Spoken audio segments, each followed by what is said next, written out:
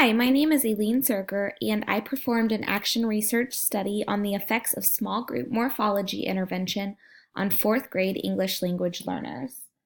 For those of you that don't know, morphological instruction helps students in their ability to draw attention to the root words and affixes that make up words. This helps them make meaning of unknown words that they find in text. This is the form of instruction that I implemented throughout this 3-week intervention period. Explicit morphological instruction was implemented every day. However, different activities and affixes were taught throughout the unit.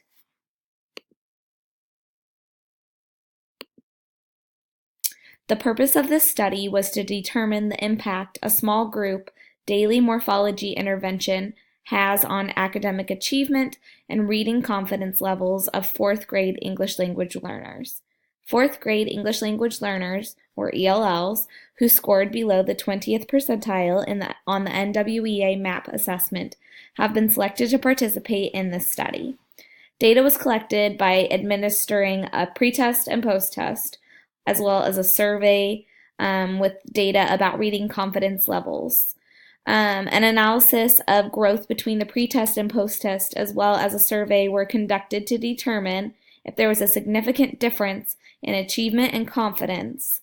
The results of the study support significant gain in the students' reading confidence and test scores. My focus group was for fourth grade ELL students, and the question that I was trying to answer was, how will using morphology interventions affect the vocabulary of fourth grade ESL students that are falling below the 20th percentile? This was a one-group pre-test, post-test design. The students who were selected for this study were the 4 students in my classes who scored the lowest on the MAP assessment in the category of vocabulary and language usage.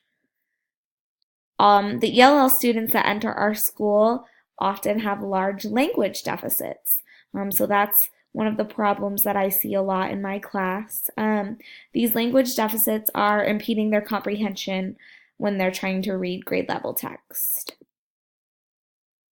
So the research that I found to support this change, Christ and Wang suggest that some students enter school at a disadvantage due to a present vocabulary gap. So by the time a student is 3 years old, there's already a huge gap in the vocabulary of a child born in poverty compared to their wealthier peers.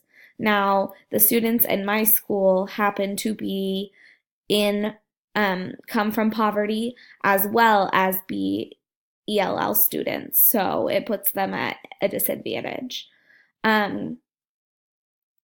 Greenfader also adds that approximately 70% of ELL students are reading below grade level.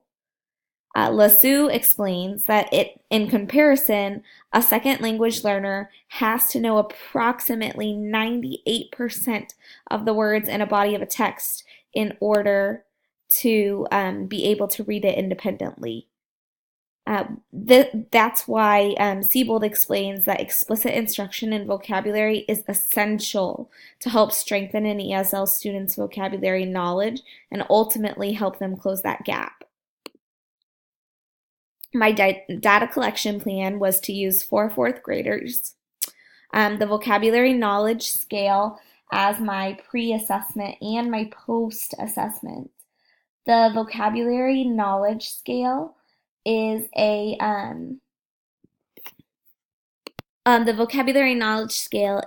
research-based assessment that is used to measure vocabulary knowledge by using a self-regulated rating scale in which students determine the familiarity of specific words. The words used for my assessment were the ones that have affixes and roots that were explicitly taught throughout my instruction. Students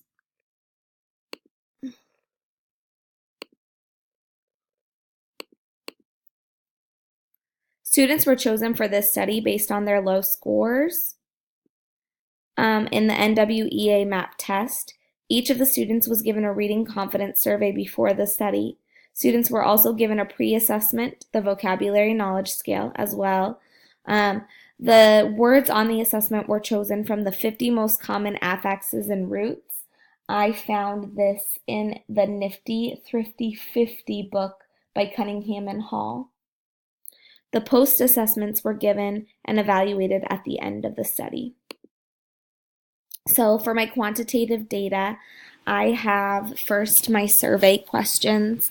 As you can see, the first question was, how would you rate yourself as a reader?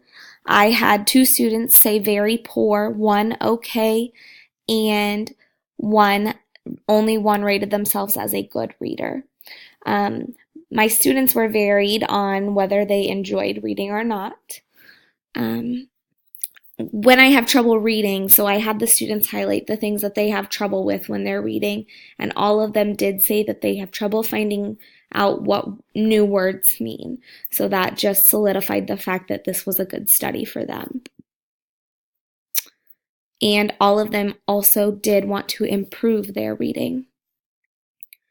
3 out of the 4 did get nervous to read in front of other students. Here's a comparison of my pre-test scores and my post-test scores.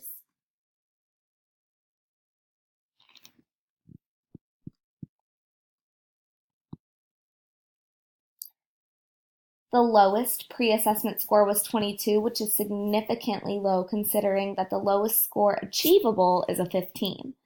The maximum score that I had was 30, which is still a little bit low considering the highest score would be a 75. So this shows that this group of students fits really well together because they all scored within 7 points from each other. At the end, the average growth for my 4 students was 7.5 points. I also recorded some observations throughout the 3 weeks. I did notice a change in their attitudes from the beginning of the study towards the end. At the beginning of the study, the students were very uncomfortable talking with each other about the words and talking with me about the words and moving them around. It's almost as they were afraid of failure. By the end of the study, the students were much more confident. They were participating in the conversation. They were finding the words with the affixes and the roots in their own independent reading, and they were coming up to me excitedly saying, "Look, I found what we were talking about today." So that was really great. The data collected throughout this 3 weeks of intervention can be used to draw certain conclusions in regard to the effects of morphological instruction on vocabulary knowledge with specific group of 4th graders. It's reasonable to assume that if the study had been a little bit longer, that the students would have reached an even higher level of proficiency because they still aren't proficient. So this study really can help all teachers who teach a ELL population. It also suggests that morphology could be used in all elementary classrooms to boost that vocabulary. The study also, I would suggest that this study is carried out a minimum of 9 weeks. I just don't think 3 weeks is enough of a time to truly see the amount of growth you want to see with those low kids. In the future, I plan to share this research with my colleagues. My school is 40% Hispanic, and we are all trying to serve those kiddos that have those deficits in vocabulary. So I think sharing this at a staff meeting or in professional development would be very beneficial to the teachers at my school. Thanks for listening. I hope you learned something today.